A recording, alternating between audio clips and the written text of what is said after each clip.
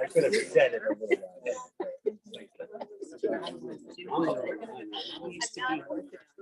Yes, you are.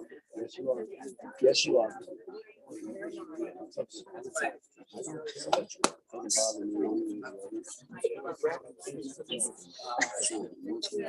My wife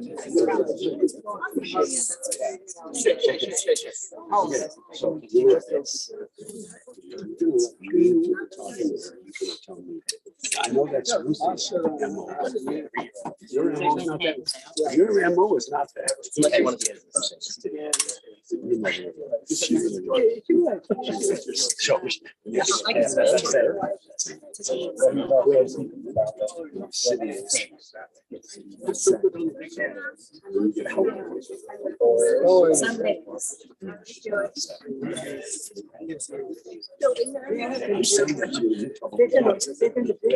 Okay, Steve, at any point, I'm not coming.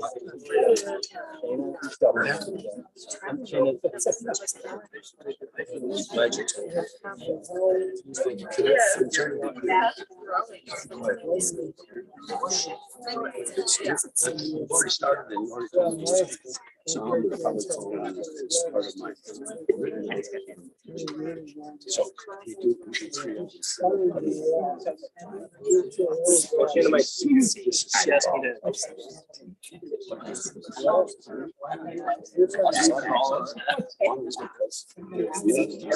No, but if Shayna's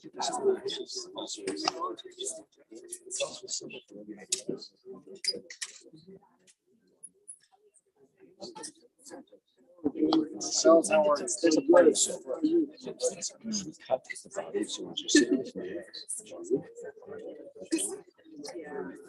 Thanks, Daddy.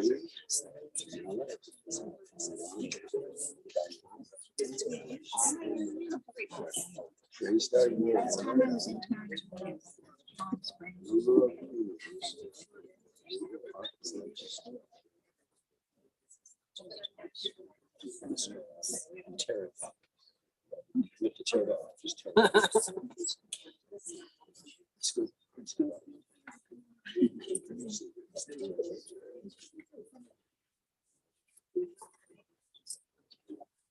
Ladies and gentlemen, we are upon service time. If I could remind everyone to please switch your cell phones for the service.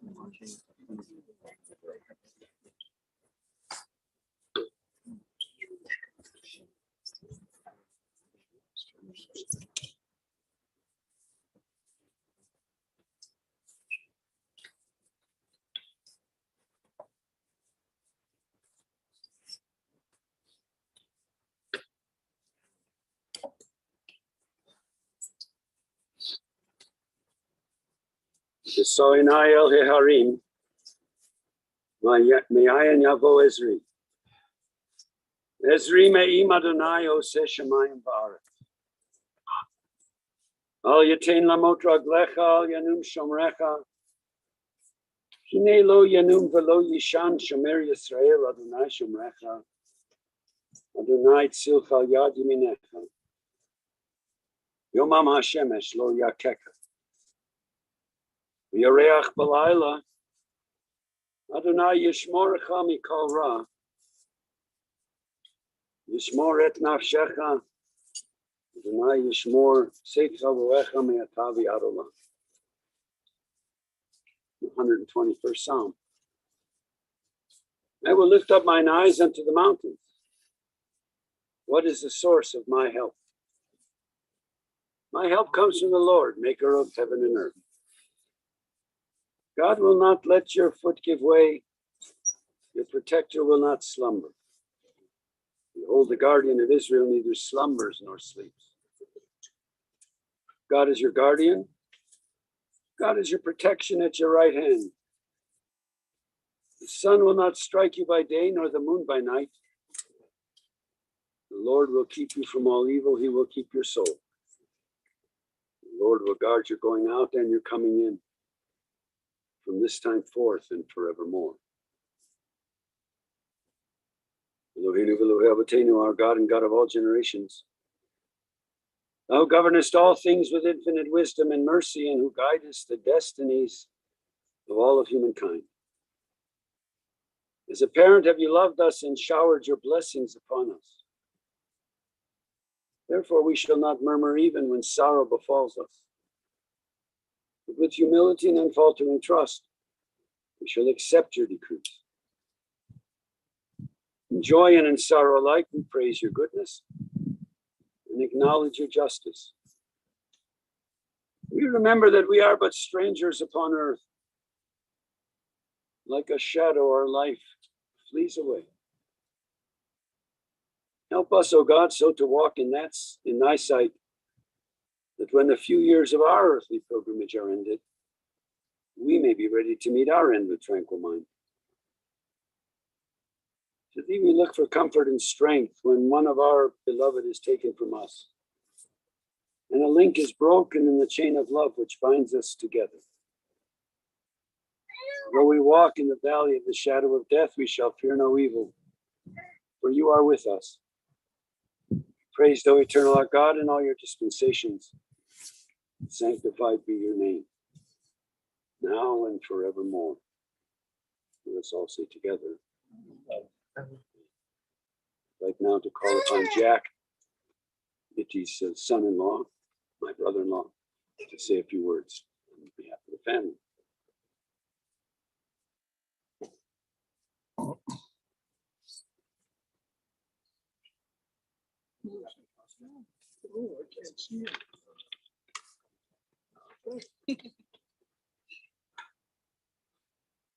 Who was Eleanor Sobol?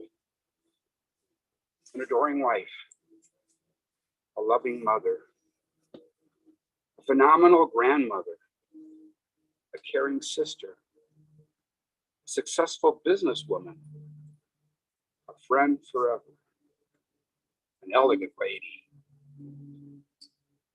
Eleanor Sobol was all that and more. She grew up during the Depression right here in Denver, a Colorado native to her core. She even rode horses. She lived through World War II. She and Bernie raised their children during the fabulous 50s, which I remember quite well. But her life was not all peaches and cream. She lost her father to a terrible tragedy when she was only 11. Her mother, Anna Kaminsky, was tough and reared her and her two sisters, Esther and Zelda, by herself. Anna got more involved in the meatpacking business and provided for her children. She did quite well for herself and her daughters.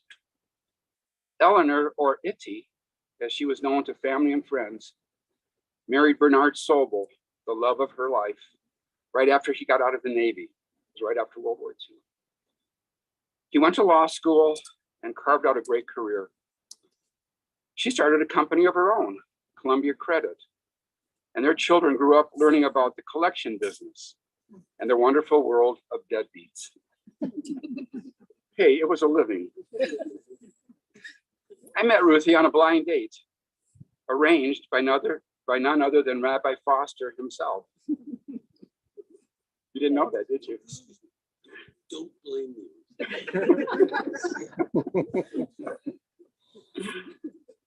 Ruthie and I hit it off right away. She had inherited her mom and dad's great sense of humor. I knew that because she laughed at all my jokes. She also had inherited her mom's good looks. Bernie had the brilliant idea of taking me with him on a trip to Alaska. I was all for it. It turned out to be a fantastic trip.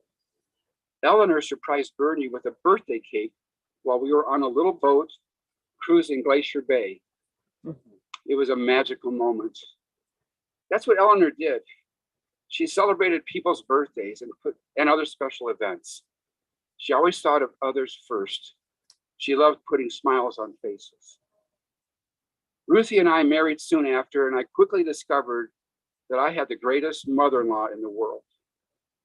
Some of my greatest memories are of the trips that the four of us would take, usually during the summer. That was Eleanor and Bernie and Ruth and I. Whether it was to Atlantic City or Winnipeg, Canada, San Diego or Las Vegas or even Aspen, The four of us had such great times. Eleanor and Bill had a mischievous streak in them, if you didn't know, which worked well with Ruth and my personalities. We did adventurous things, from floating in hot air balloons and riding the rapids, or just going to the horse races. All such great memories. And then Bill passed away.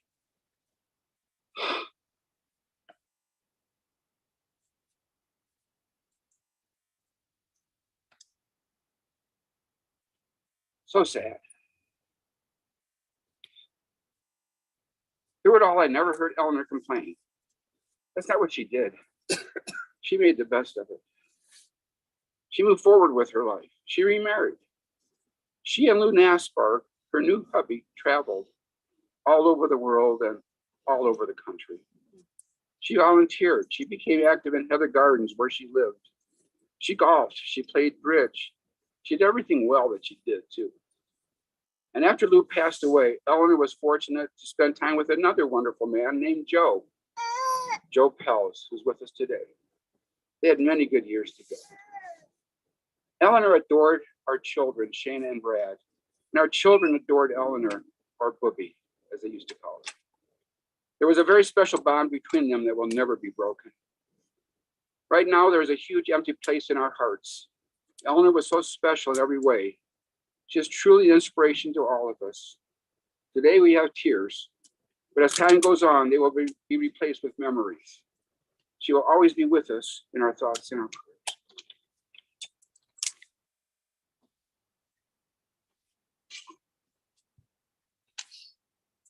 And as soon as Shana gives the baby off, then the baby's going to come up here and speak.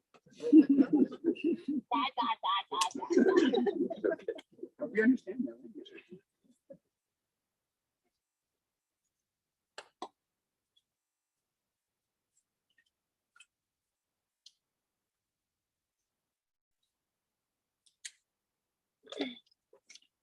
Thank you for joining us today as we remember Eleanor Sobol. She was my grandmother, aka Bubby, and I'd like to share some memories of her with you all. Bubby was born just a couple of years before the Great Depression. Her father was tragically killed by a train when she was at the tender age of 11. She raised 4 children, 2 of whom were developmentally delayed and needed care from her for their entire lives, and her husband, who battled a heart condition that eventually took his life prematurely. Bubby had every reason to be upset and saddened, but she didn't let any of that define her. Instead, she led a fabulous life with a dynamic and joyful demeanor through it all. Even during her last challenging years, she found a way to laugh, charming everyone at the nursing homes and fighting through the progressive and debilitating dementia. When I think about Bubby, I feel a warm glow radiate over me. She accepted me for who I was. She listened to my problems, and she made every moment special. Bubby was my most trusted confidant and my best friend. I looked to her when I wanted to share the joys or the challenges of my life with someone who I knew would understand. She would offer advice, but she never made me feel obligated or bad in any way. Bubby was the best friend I could have ever wished for. Bubby taught me about the fabulous life. She took our family on countless trips. Cruising was her favorite. She got me my first massage at Canyon Ranch. We went out to lavish lunches, sometimes getting dessert first, and of course, shopping was always on the menu. Bubby was a study in fabulosity, how to be fabulous doing almost anything or nothing at all.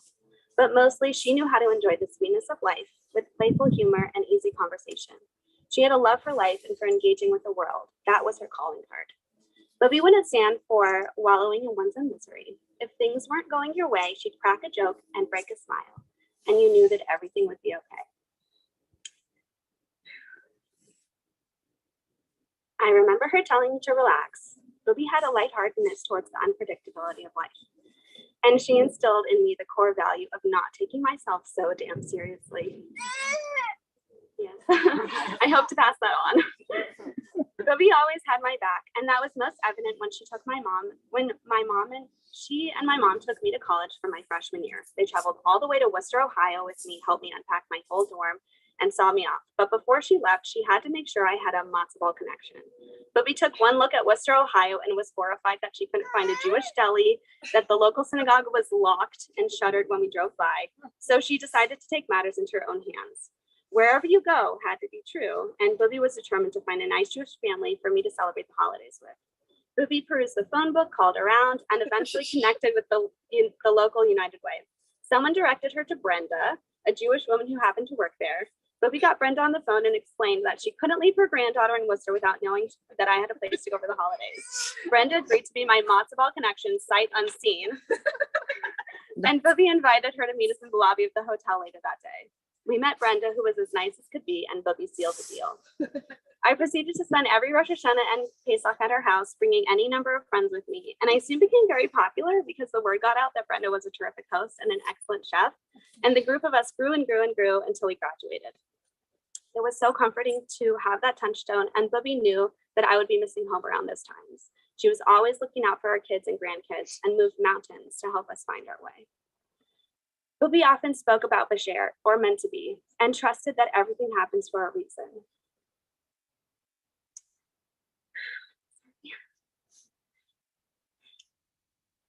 She would often tell me the story that when you are born, you actually know what will happen in your life from start to finish. But in the first moments of life, God cuts you right above the lip and wipes your memory, and that's why you have that little indentation there. I would always wonder, does this mean that if we knew what would happen, we would no longer see the point of living? I'm not sure exactly, but I think she wanted me to understand that I needed to trust myself in making decisions, and that's when everything would work out. This sense of faith and trusting with a healthy dose of preparedness is the essence of Booby's joy in life. She lived in the moment, connecting deeply with those around her in a playful and meaningful way, trusting that life has a way of working out. In this same vein, Booby always encouraged the right kind of risk-taking, getting the degree I wanted, wearing what I wanted, and waiting to find the right guy. Mm-hmm. On the inside of our wedding kippah, we stitched Bashar in her honor. And I'm so grateful that she was able to be there for a special day. I knew it meant the world to her. And in a short time later to meet Leo, who brought a little tear of joy to her eye. This is the hard part. I could go on, and frankly, it was always too hard for us to say goodbye, so we never did. Instead, we said, see you soon. Call me when you get home, and I love you more.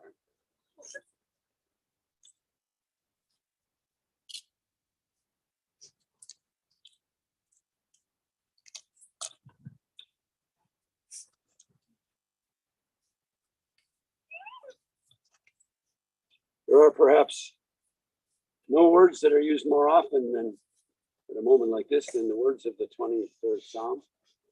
And many of you have heard me talk about this in the past, but especially appropriate, I think. When King David, who is supposedly the author of the book of Psalms, wrote this,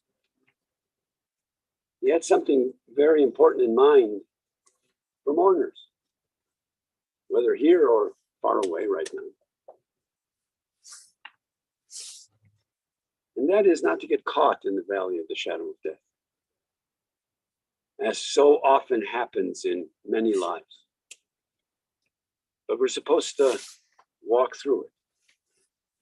And it's important for you as family, here and afar, to know that the task for you is to walk through that valley of the shadow of death,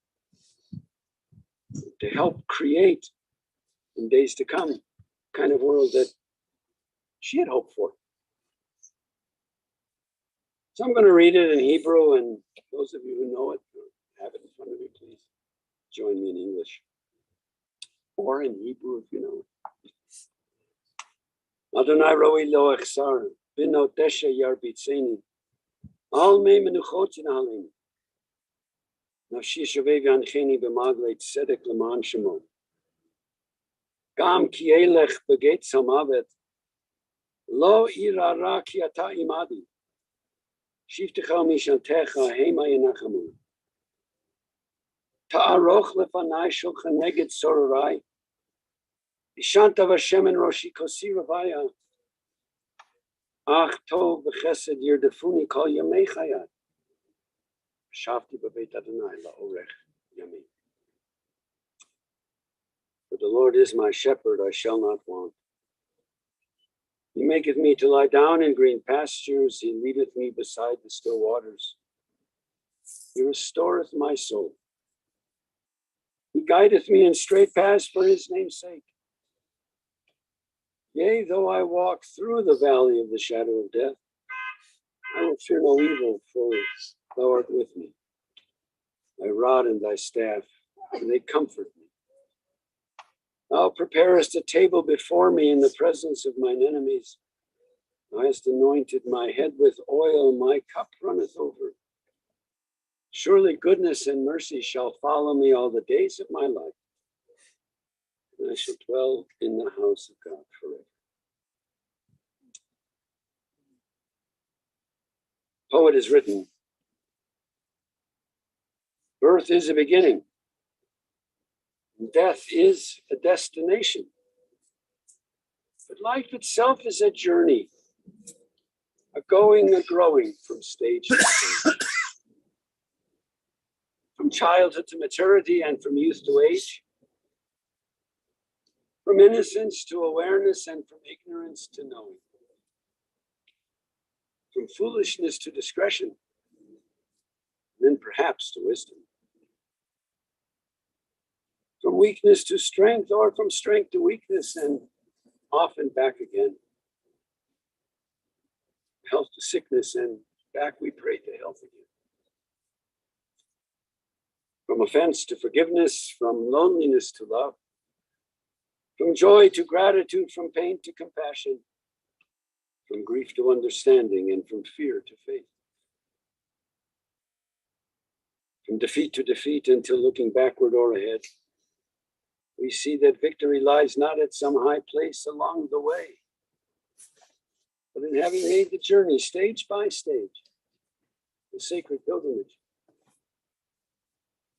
Birth is a beginning, and death is a destination. Life itself is a journey, a sacred pilgrimage made stage by stage, from birth to death to life that is everlasting.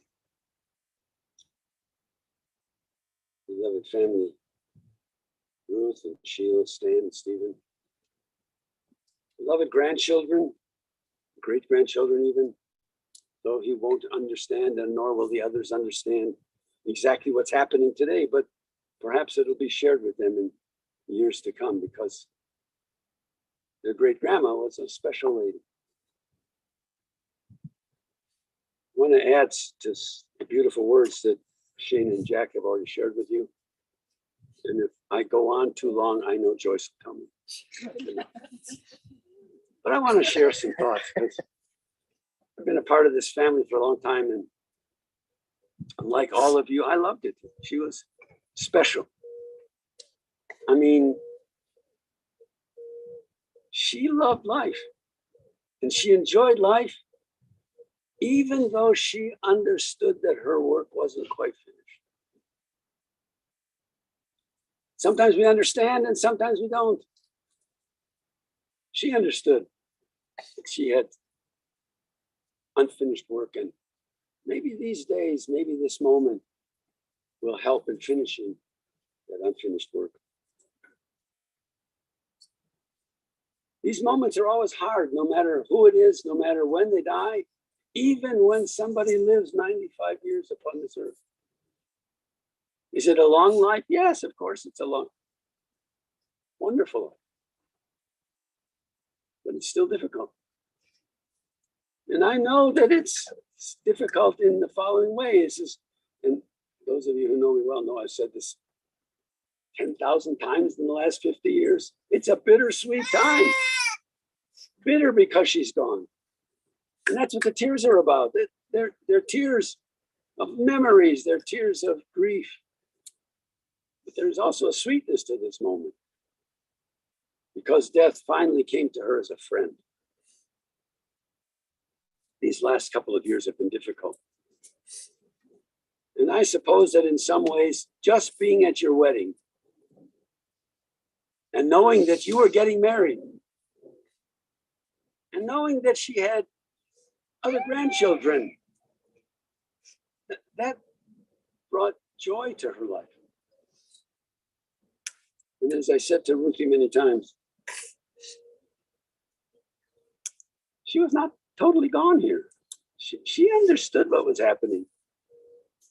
And in some way, she lived to the end of her life. Yes, it was difficult. And yes, you're grateful that the pain is over. And yet you also understand that unfinished business is still there. And that's something about all of you. And for Iti, it was so that death came to her as a friend. Now we learn in life that grief is a great teacher. Grief teaches us something that our loved ones want us to think about. I think about this often when I'm with a family or I'm with a person who is in the end stages of life. And when they're able to talk with me, there are three things that they think about. First, and I'm going to come back to this in a few moments. First, they want everybody to understand what they lived for. It wasn't just to live out those years. There was purpose in her life. And people want their loved ones to know that there was purpose. And secondly, people who are in the process of dying want to know that they made a difference. That they didn't just live out those years, that they made a difference in the lives of their loved ones and in future generations and for the rest of us. I mean, you're 95 years old, and some of us came here because part of the family. Some of us came here because we knew Iti. And we loved her in so many ways. And she would have been grateful for that. And the last thing that people think about when they're in the process of dying is that they want to be remembered. They want to be remembered, yeah, for life's sadnesses, but mostly for life's joys. But she understood that sadness was a part of life. And she wants to be remembered for all of those things. I believe the following for a long, long time. Very often people come to moments like this and they give biographies of a person's life. Important to know where they were born, where they died, and the things in between. I'm one of those people who believes that we do what we do because of the kind of person we are. We can't say that they did something and that's who they were. They were what they were, and that's why they were driven to do the things that they did. I want you as family, not so much you, Ruthie, or Sheila, or Stephen, or Stan, or Zelda, but the next generation and the generation that comes after them. I want you to know the following, and I think this is true. And again, and I see Flory going like this. He said this many times before, and it's okay. It's important. Moments like this are here to remind us of the tasks that you have before you. And there are four tasks. You too, Brett. I didn't mean to discount you. There are four tasks. One is to grieve for your loss. Shed those tears. Get angry that she's gone. Of course, that's part of the process of grief. It's important that you do that. Second,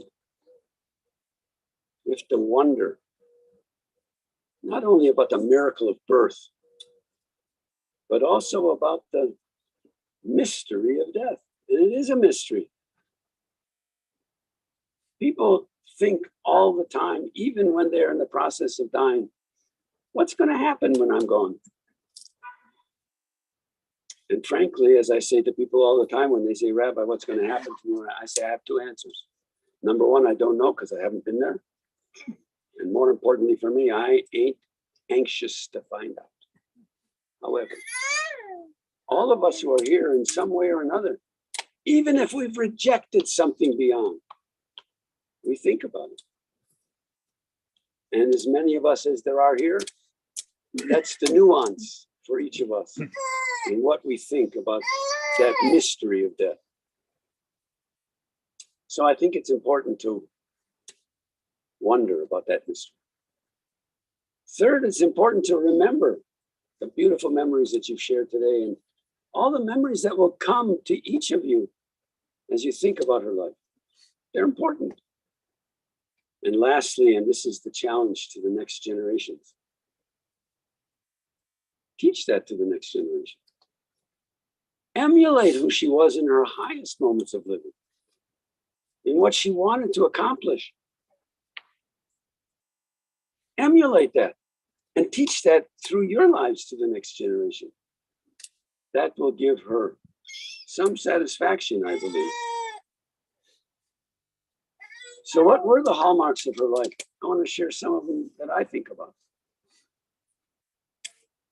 Life is not without its difficulties.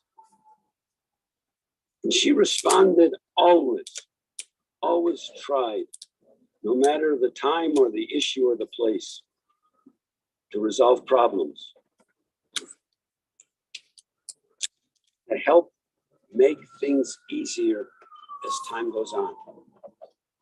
The other day when we were talking, I started to think about the fact that, yeah, she was 11 years old, Zelda, when your dad died. In some ways, she has always been 11 years old. In the following way, I think. You said to me that she thought that she could have helped to save his life had he been there, had she been there. Probably wouldn't have happened, but that's a possibility. And I think she's devoted much of her life to being the rescuer. Whatever the issues, she was a rescuer. She was a person who said, I want to use my abilities to try to solve a problem.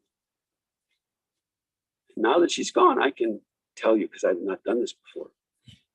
She and I spent a lot of time in my office before she got sick, talking through how could she make things better. You all know what I'm talking about.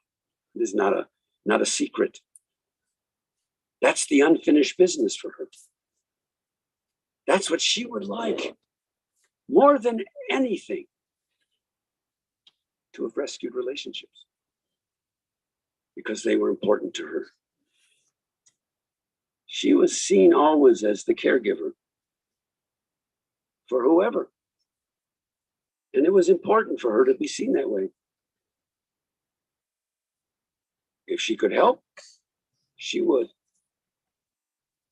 And there were times, as I said, and I'm not going to talk about those times, but there were times in confidence that she shared with me, and we tried together to try to make things better for her. That was important to her. She was a protector, a natural protector. I remember when your dad was so sick. You know, her ability to protect and her ability to rescue was there as well.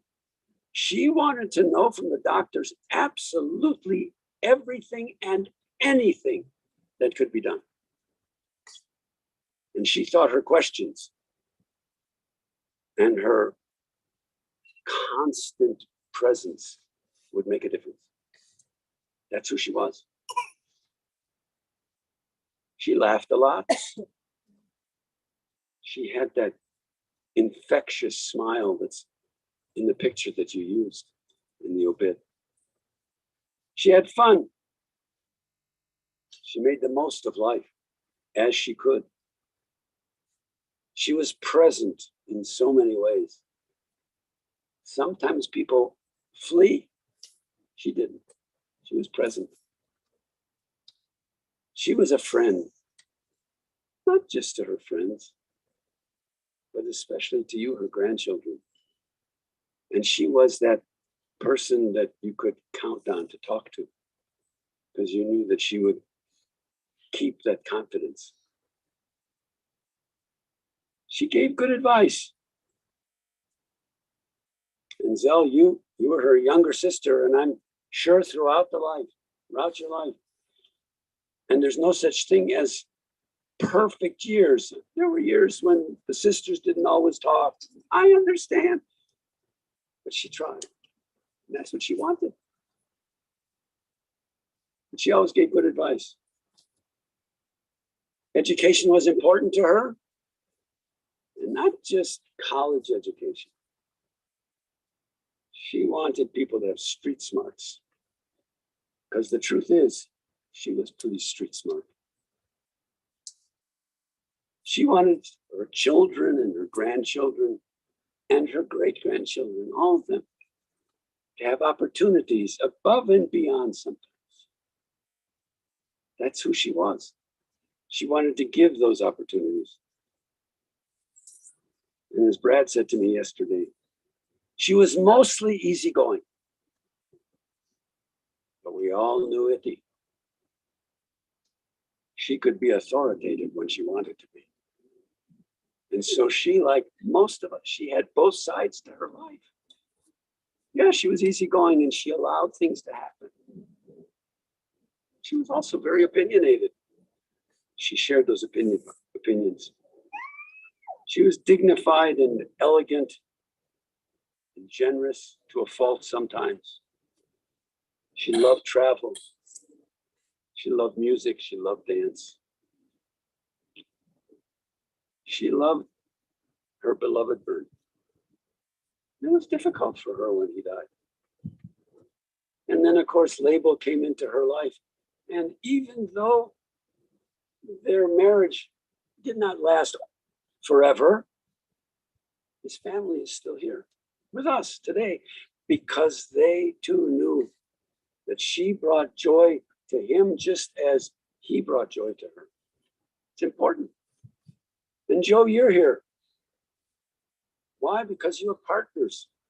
You were like family together. You were family. You knew each other since you were in grade school together. And you were a part of her life these last years. And she was grateful. I know she was. And she was grateful to have you in her life. And I know you were grateful to have her in yours. It's important for you, dear family, that we see these special moments. And so first to you, Zell. Difficult. You're the surviving sister. And we can only hope and pray that all those memories of the past, those wonderful memories, will be a source of comfort to you in days to come. That you will not just remember them, but you will remember how devoted and happy she was. To you, her grandchildren here and away, and her great-grandchildren here and away. Leo, I'm talking about you. Look at that smile. Yes, I agree. To you, the grandchildren and great-grandchildren, to you, the responsibility lies to make sure she continues in our lives and in the lives of the next generation. To you, her beloved children, all four of you who have sadnesses in so many different ways. We can only hope and pray that her memory will be a source of comfort to you as well. And that you, individually and collectively, perhaps could find a way to finish her unfinished business.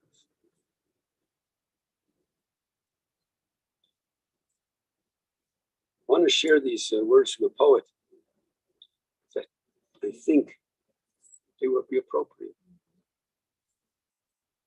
The poet wrote, "To the living I am gone, I agree with you." And instead of Aunt Joyce saying, "This is enough," you're saying to me, "That's enough." I'm sorry. She would love that laughter. I mean, that's just the way she was. The poet wrote, "To the living I am gone, to the sorrowful I will never return. To the angry I was cheated, but to the happy I am at peace. And to the faithful I have never left. I cannot speak, but I can listen. I cannot be seen, but I will be heard. So as you stand upon a shore gazing at a beautiful sea, remember me. As you look in awe at the mighty forest and its grand majesty, remember me. As you look upon a flower and admire its simplicity, remember me. Remember me in your heart and in your thoughts, of the times we loved, the times we cried, the times we fought, and the times we laughed.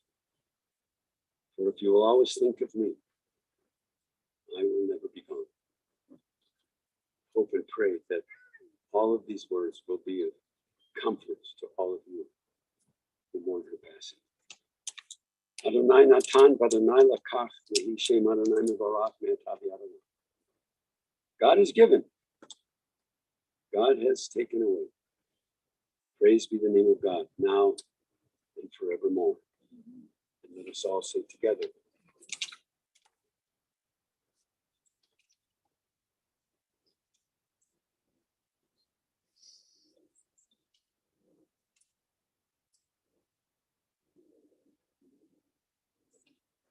In the rising of the sun and in its going down, we will remember her. In the blowing of the wind and in the chill of winter, we will remember her. In the opening of buds and in the rebirth of spring, we will remember her. In the rustling of leaves and in the beauty of autumn, we will remember her. In the blueness of the sky and in the heat of the summer, we will remember her. In the beginning of the year and when it ends, we will remember her.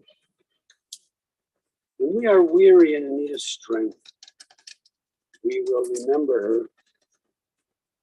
When we are lost and sick at heart, we will remember her. When we have joys we yearn to share, we will remember her. When we have decisions that are difficult to make, we will remember her. When we have achievements based on hers, we will remember her. So long as we live, she too shall live. She now is a part of us. And we will remember her. Baruch atah Adonai Eloheinu melech haolam, asher yatzar etchem b'tzamo v'zan chilkel etchem b'tuvo. V'himit etchem b'din v'natav etchem chayei olam. Baruch atah Adonai Dayan ha'emet. Praise you, O Lord our God, ruler of the universe, forms us in the divine image. He nourishes and sustains us in your goodness, causing all of us to die, planting immortal life within us. Praise you, O God, the judge of truth. Tagibor le'olam Adonai Rav le'oshia mechalkel chayim b'chesed v'chayei hakol b'rachamim rabim. Somech noflim v'rofei cholim u'matir asurim. Eternal is your might, O God, all life is you give. Great is your power to save. With love you sustain the living. Great compassion, you give life to all. You send help to the fallen and healing to the sick. You bring freedom to the captive and keep faith with those who sleep in the dust. We praise you, O God, who implants eternal life within us.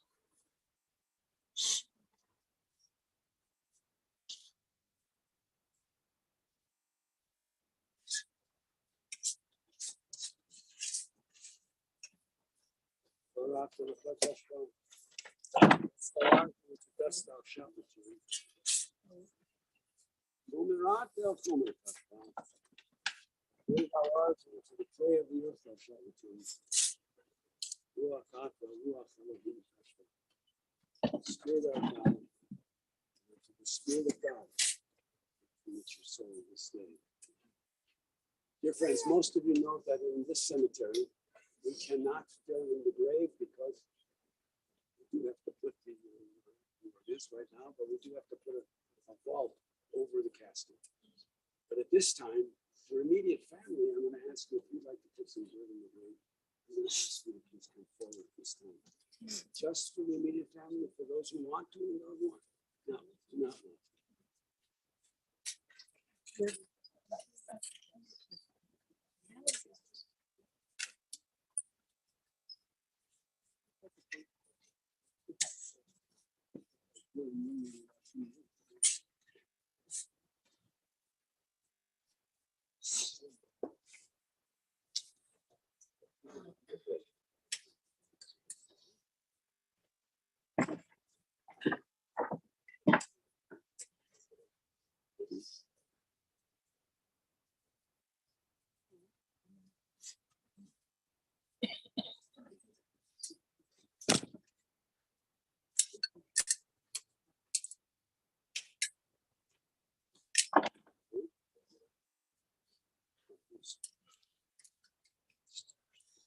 I think it's probably.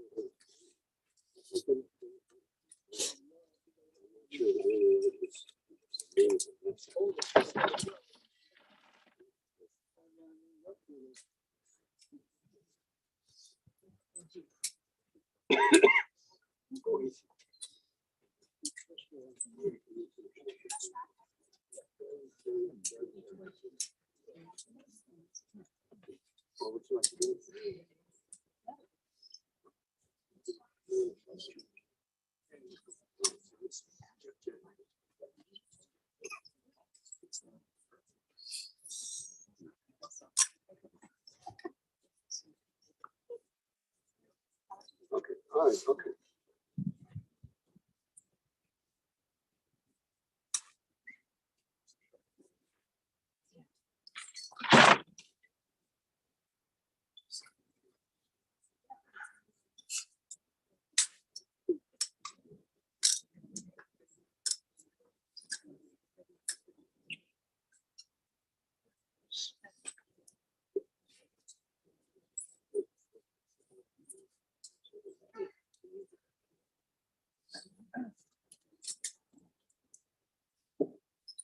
The dust returns to the earth as it was.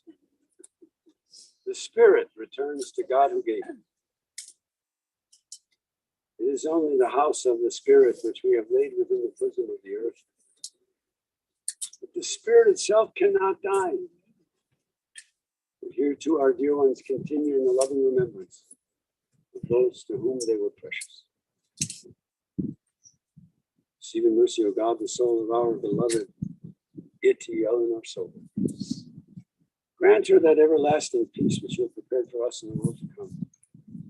Though no human eye has seen, nor ear has heard, nor mind has compassed it, still it is our sure inheritance and our everlasting portion now and forevermore. I would ask you now, dear family, to please rise, and any others who would like to do so, that we might recite together the words that have been hallowed by centuries of faith, the words that have been glorified in our tradition, the words of the Kaddish prayer. Yitkadal v'yitkadash shnei lavo. Yalma dibrach yirutei v'yam nichmal chutei. Chayei chon v'yomei chon. Chayei v'chol beit Yisrael. Hagalav v'zman kariv v'imru amen. Yehei shnei rabban v'rach. Le'olam v'le'ol maya. Yitbarach v'yishtabach. Yitpa'ar v'yitraman v'yitnaseh. Yitadar v'yitaleh v'yitalal. Shnei d'kusha b'richu. Le'elam yinko birchata v'shirata. Yishkafata v'nechemata. Amiram v'olma v'imru amen. Yehei shalom araba min shemaya v'chayim. Aleinu v'al kol Yisrael v'imru amen. Say shalom v'namah. Hallelujah, say shalom. Aleinu v'al kol Yisrael. Ilmale lachamim shafim banamim. V'mitzei menuchu nekunu tachat k'nefei hashkina.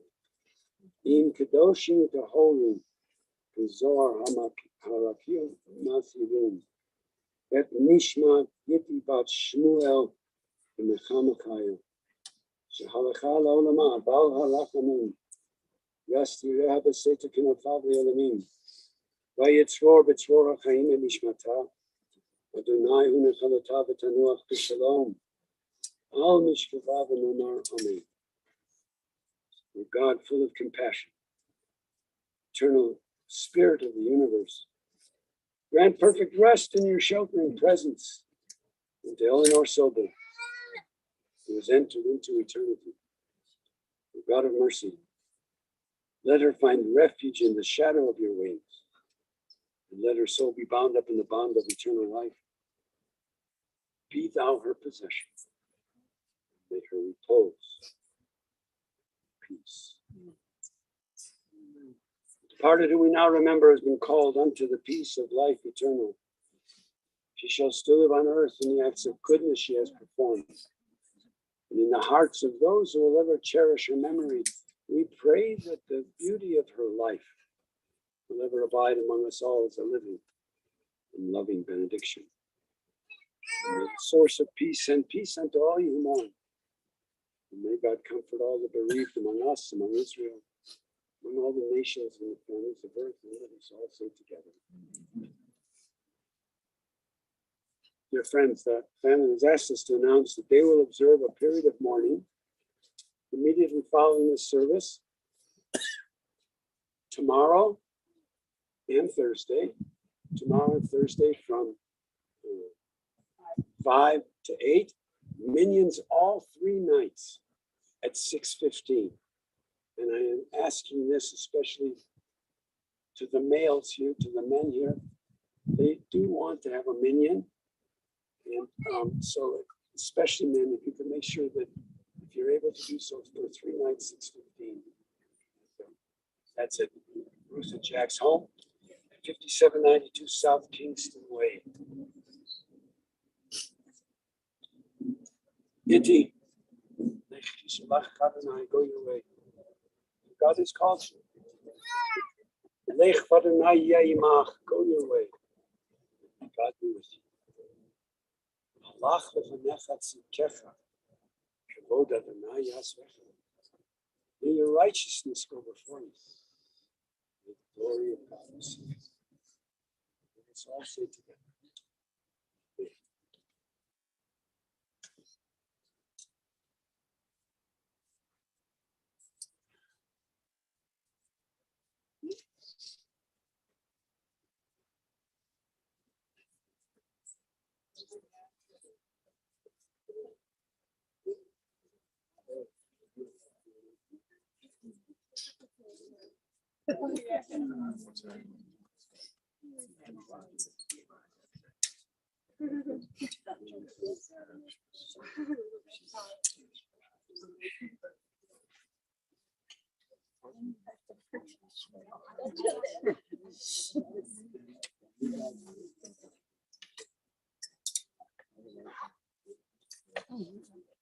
Just